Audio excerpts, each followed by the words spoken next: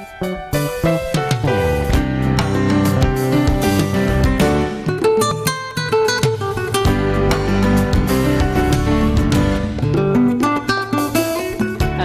back sa Taong Bahay, mga bay. Gusto natin maging malusog tayong lahat, kaya nga dapat healthy lifestyle, healthy living, healthy eating.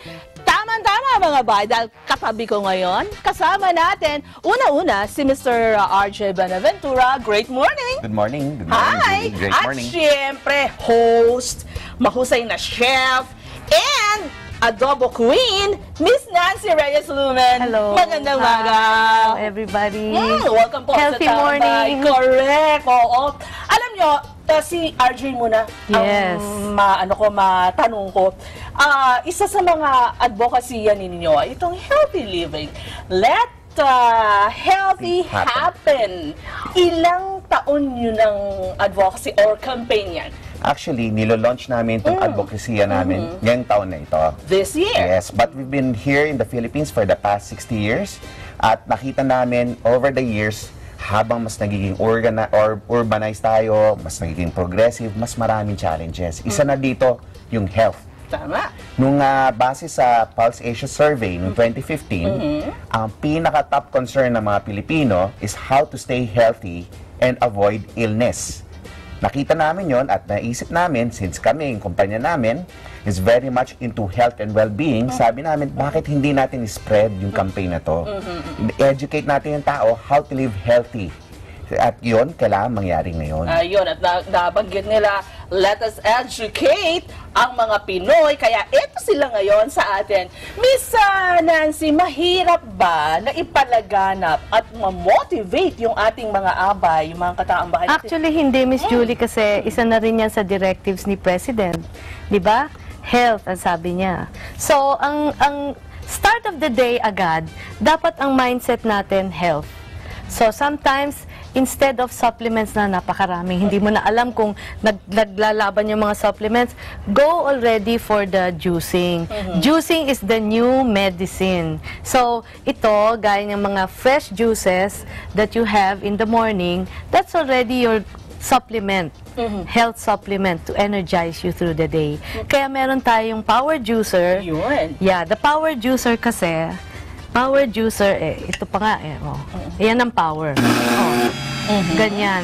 So, that means na yung kanyang kinukuhang mga supplements natin are really coming from the fruit itself and the vegetables. And not only that, ganyang kabilis. Ganyang kabilis at nare-retain yung nakukuha natin lahat. So, carrot. Oops. Meron tayo, maglagay tayo ng apple. Yan talaga. So, juicing, yan talaga ang apple pero, talaga lagi. Oo. But hindi lang naman apple marami pa. Oo. Ampalaya. Ampalay. Ginger gourd. Yeah. Which is good for yung sa blood circulation. Pag ang blood circulation yung healthy, pati kutis nyo lalabas magiging healthy rin siya. So, ganyang kabilis yung atin. At right away, pwede nang iserve straight into your juice glasses. Sa morning nice nyo ba combination. advice na i-take yan or 3 times a day? Kailan? Well, usually, start of the day. Para nasa bahay ka pa, then lahat na fiber nakuha mo. And speaking of fiber, inside, yung lahat na na-collect ng juicers, hindi pa natatapon. The sediments or the pulp is there. And there are some that are really very practical. Hindi na nila tinatapon yon. Either pwedeng gamitin for salads, extender ng mga burgers, yung mga vegetarian pwedeng gawing extender for their mga dishes, or yung iba kung talagang araw-araw masyadong marami, they use it for compost. So there's nothing left. Yun ang innovation naman natin, di ba? Na ang healthy is not just yourself, your body, but your environment. So letting healthy happen now, it starts with all this breakfast. Ayun. Dito sa kanina natanong natin kung mahirap bang ma-motivate ang mga Pinoy pagdating dito sa healthy living. Kayo, ganun ba nakikita ninyo na kung i-introduce natin yung tama lang, pwedeng-pwede? Pwede. Ang iniisip kasi ng maraming tao, ang hirap, no? Maraming nagsasabi, nagpo-procrastinate, no? Bukas na lang ako magda-diet, bukas ko na lang simulan yan. Pero, ang sinasabi namin, hindi mahirap, madali. In fact, maraming solutions na makakatulong sa inyo para mabuhay kayo ng healthy. Isa na dito yung mga kitchen solutions na to, di ba? Kunyari, paano ka makapag-diet ng masarap? Kaya si Miss Nancy, partner namin, kasi siya nakapagturo siya kung paano mag-prepare ng meals na healthy, pero at the same time, madali. Hassle-free. Sa totoo lang. Ma'am, maaaring sabihin natin, okay, healthy, kailangan namin mura din. Paano yung ganon? Well, it's an investment. Health is an investment. Gusto nyo bang araw-araw o buwan-buwan pupunta kayo sa doktor, magbabayad ng 800? Whereas mag-i-invest na kayo sa mga healthy kitchen appliances that will help you through the day or through your life, through your lifestyle. Then I decided kami sa pamilya ko, gusto ko na mag-invest sa ganon, lalo na hindi na ako bata, 'di ba? Marami na akong haharapin ng mga challenges, sabi niyo challenges sa health. Ito naman, ano naman siya? This is an air fryer and it cooks by rapid air technology, meaning it does not cook with oil. You can fry. Literally air fry anything. And ito na yung proof.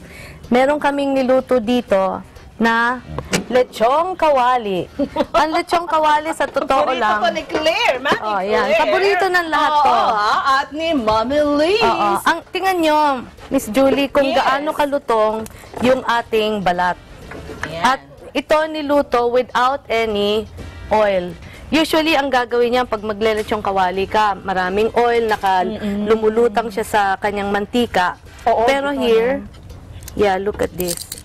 This was cooked, this was air fried without any oil. And it is very, very crunchy. Yan. Parang talagang nagluto kayo sa deep fryer. Yeah. But because of rapid air technology, dahil dito sa star shape na to, na talagang yung air napapa-force siyang umikot na ganyan at naiipon yung mantika niya sarili. Pag niluto nyo to the normal way, may mantika na, andyan pa rin yung taba ng nung liempo. Pero pag itong ginamit nyo, yung mismong taba ng liempo ang nagfa-fry nung sarili niya. Ayun. Mga abay, sinasabi nga nila kanina, anyway, kailangan talaga investment, nag-i-invest na, gusto natin magkaroon ng malusog, na pangangatawan. Ganun din syempre yung ginagamit natin. At saka, Miss Julie, ang diet does not mean yung iba say, diet, parang ang hirap. Hindi diet is actually fun. The way these machines are done, it's really to make yourself easy, na yung life mo hindi na talagang very convenient, hindi ka na kailangan yung magbibilang pa ng alam mo na yan ang healthy. This one nawala na yung oil. Oil is 8 calories per gram. Wow. So you have the same thing, you enjoy the same food, but you don't have as much calories as you are eating. At yan ang gusto na ating mga kataong bahay. Baka meron ka pang gusto na sabihin, RJ? At yun lang gusto namin sabihin, na ang living healthy ay hindi mahirap. Yes. It's actually quite easy. It's fun. It's fun, no? Yeah. So, and we're here to help you try to live healthy, no? So, in fact, you can go to our website. Doon meron kaming tips on how to live healthy. So it's not about kitchen solutions, it's about living healthy. We can start now. Yes. Try natin, mga bayo. Ang iinumin ni Miss Julie ay ang ampalaya with mango. Sir, may apple, which is good antioxidants. Sige, si Liz at saka si Claire. Halika kayo, dali, try natin. Come on. This one is hindi, that's cucumber is good for the digestion. Ayun, carrot and apple. Ako na dito. This is good for, sugar beets. Sugar beets is good for blood circulation. And then, of course, apple is the everyday antioxidant. Thank you. Sige, let's be healthy, mga Yes, good morning. Babalik agad ang taong bahay. lang kayo. Out!